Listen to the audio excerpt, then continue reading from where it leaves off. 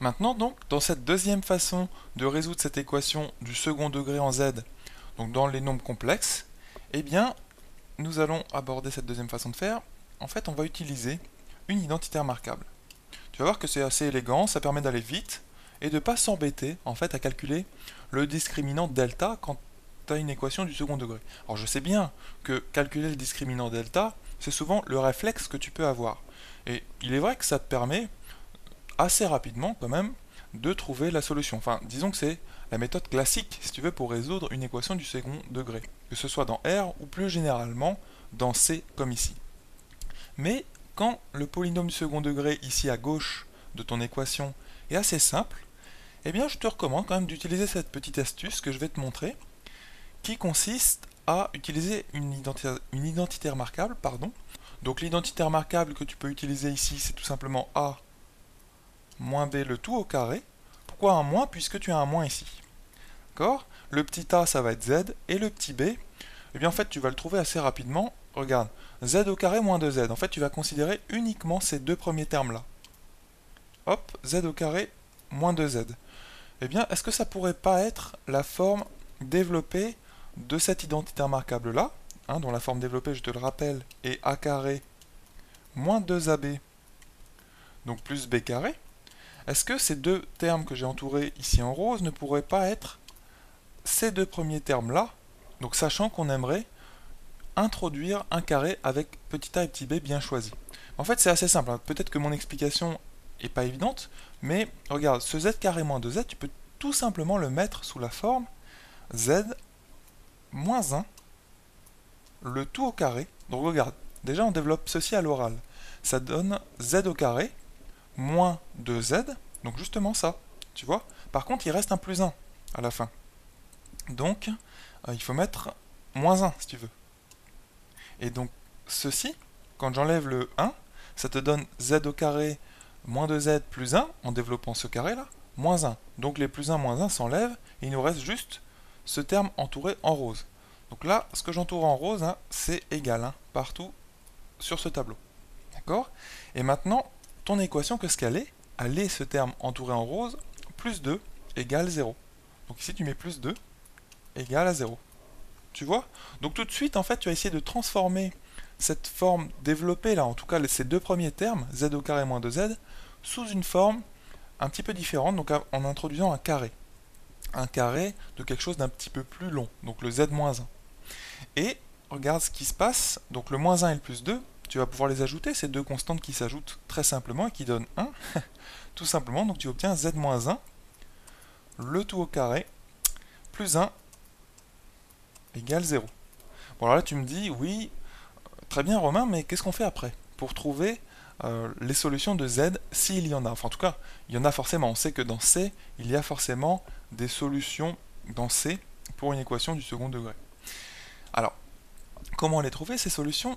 Eh bien regarde, on va passer le 1 de l'autre côté et on va avoir moins 1. Donc z moins 1, le tout au carré égale moins 1. Alors c'est vrai que avant la terminale, tu te disais, un carré qui est négatif, déjà, il n'y a pas de solution.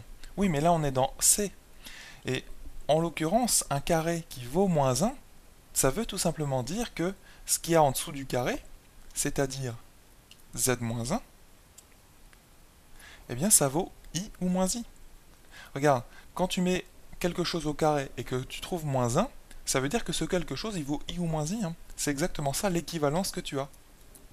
Donc ici, l'équivalence que tu as, tu vois, entre cette équation qu'on a considérablement simplifiée, hein, si tu veux, on est passé de là à là, hop, et bien là tu vas pouvoir presque émettre tout de suite les solutions, puisqu'elles sont, tu vas obtenir donc première égalité, donc ce que j'ai entouré en vert, c'est-à-dire z-1, z-1 égale i, ou deuxième solution, z-1 égale moins i. Voilà. Tu te souviens, c'est vraiment comme si tu avais un carré, plutôt que égal moins 1, tu avais un carré égal 1. Ce genre d'équation, tu savais très bien la résoudre en première, en seconde, etc. Un carré qui vaut 1, ça veut dire que ce qu'il y a sous le carré, ça vaut 1 ou moins 1. Tu es d'accord? Eh bien là, un carré qui vaut moins 1, en terminale maintenant, tu peux résoudre ce genre de choses, parce que ça utilise le nombre i. Un carré qui vaut moins 1, ça veut dire que ce qu'il y a sous le carré, ce que j'ai donc entouré en vert ici, ça vaut i ou moins i. Tout simplement. Hein. Donc, tu obtiens les solutions directement, puisque, regarde, dans un premier cas, tu vas obtenir z égale, donc en passant le moins 1 de l'autre côté, donc 1 plus i, voilà, ou z égale 1 moins i. Voilà la deuxième solution complexe de ton équation du second degré. Voilà. Alors ici, peut-être que l'explication que je t'ai donnée t'a paru un peu laborieuse. Mais cette astuce, quand tu la connais, quand tu la repères bien, elle est très rapide à appliquer, puisqu'il te suffit de remplacer ce z au carré moins 2z par le carré d'un grand quelque chose, plus ou moins une constante en fait, pour ajuster le terme ici b au carré. Tu vois ce que j'ai entouré ici en rose? Eh bien, c'est tout simplement, si tu veux, égal à...